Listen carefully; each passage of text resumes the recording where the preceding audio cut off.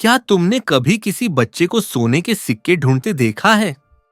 लेकिन हादी को जो बोरी मिली, वह सिर्फ दौलत नहीं थी। उसमें एक ऐसा राज था जिसने पूरे गांव की किस्मत बदल दी।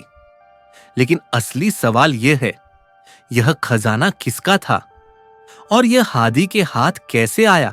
बाजार की सुबह हमेशा की तरह भागती दौड़ती हुई थी, मगर आज की सुबह कुछ अलग थी। हादी के चेहरे पर एक अजीब सी चमक थी, जैसे उसने अचानक किसी छुपे हुए राज पर कब्जा कर लिया हो।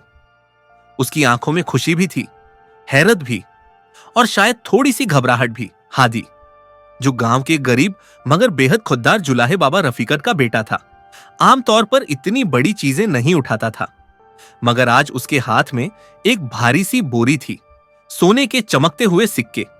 बोरी इतनी भरी हुई थी कि चलते हुए छन छन की आवाज पूरे बाजार में गूंज रही थी। मार्केट के लोग एक दूसरे को देखकर चौंक उठे। अरे, यह तो हादी है। कहां से लाया इतनी दौलत? जरूर कोई खजाना मिला है।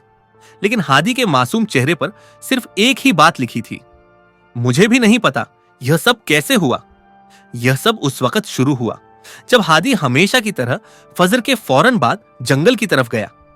वहां एक पुरानी टूटी फूटी झोंपड़ी थी, जिसके पास बैठकर वह परिंदों को दाना डाला करता था। उसी झोंपड़ी की छत से एक बोरी नीचे गिर पड़ी, धूल में अटी हुई, भारी और बिल्कुल पुरानी। हादी ने उसे उठाया, साफ किया और बोरी के मुंह की गिरह खोली। उसके बाद जो मंजर सामने आया, वह इतना हैरान कर देने वाला था कि हादी की सांसें रुक गईं। सोने के दर्जनों सिक्के, ऐसे सिक्के जिन पर अजीब सी निशानियां बनी हुई थीं, जैसे किसी पुरानी सल्तनत की मोहर हो। हादी ने इधर उधर देखा, झोंपड़ी सुनसान, जंगल खामोश, हवा तक रुक गई थी। या अल्लाह, यह क्या है? हादी ने थरथराते हुए कहा। लेकिन फिर उसके दिल की नरमी जाग उठी। यह इतनी बड़ी चीज है, शायद कोई खो बैठा हो, शायद किसी गरीब का हक हो, मुझे पता करना चाहिए। और वह बोरी उठाकर सीधा बाजार की तरफ चल पड़ा। जैसे ही वह पहुंचा, लोग उसके आसपास जमा होने लगे। हर कोई सवालों की बौछार लिए खड़ा था। हादी, यह कहां मिला? बेटा, क्या तुमने किसी को देखा था?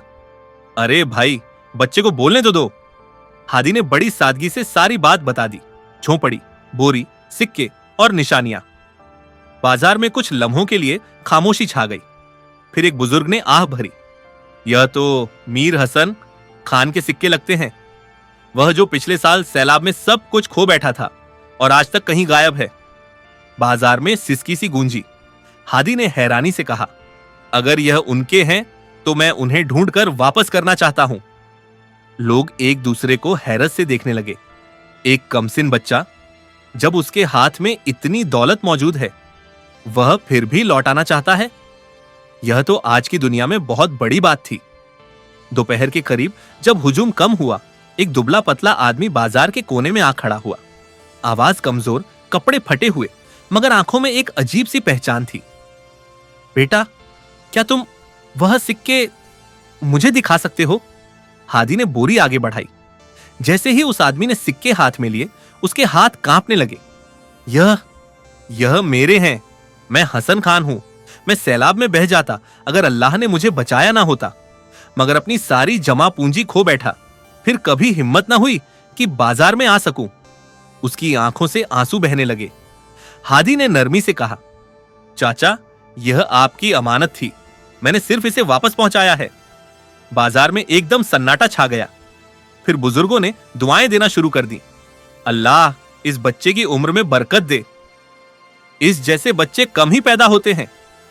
यह गांव की शान है। हादी के चेहरे पर वही मासूम मुस्कान थी, जैसे किसी ने उसके दिल पर फूल रख दिया हो। अगले ही लम्हे हसन खान ने हादी का हाथ थामा। बेटा, तुमने मेरा ईमान वापस लौटा दिया है। मैं यह सिक्के लेकर भी अमीर नहीं हो सकता जब तक मैं तुम्हारा नुकसान पूरा न कर दूं। उसने बोरी में से कुछ सिक्के निकाले और हादी के हाथ में रख दिए। यह तुम्हारे हैं। तुमने अमानत वापस की और अल्लाह ने मुझे मौका दिया कि मैं भी कुछ वापस कर सकूं। हादी ने इनकार किया, मगर बाजार के लोगों ने भी कहा, ले लो बेटा, यह तुम्हारी ईमानदारी का हक है। आखिरकार हादी ने कबूल कर लिया, मगर दिल में शुक्र अदा करते हुए। शाम होते होते गांव में यह खबर फैल गई कि हादी ने खोया हुआ खजाना वापस कर दिया।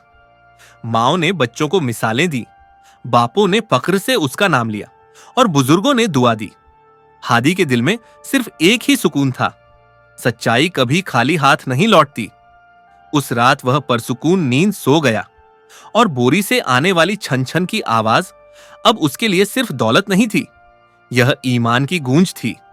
हमें भी चाहिए कि ईमानदारी का दामन कभी न छोड़ें, ताकि हम अपना दीन और दुनिया दोनों बचा सकें।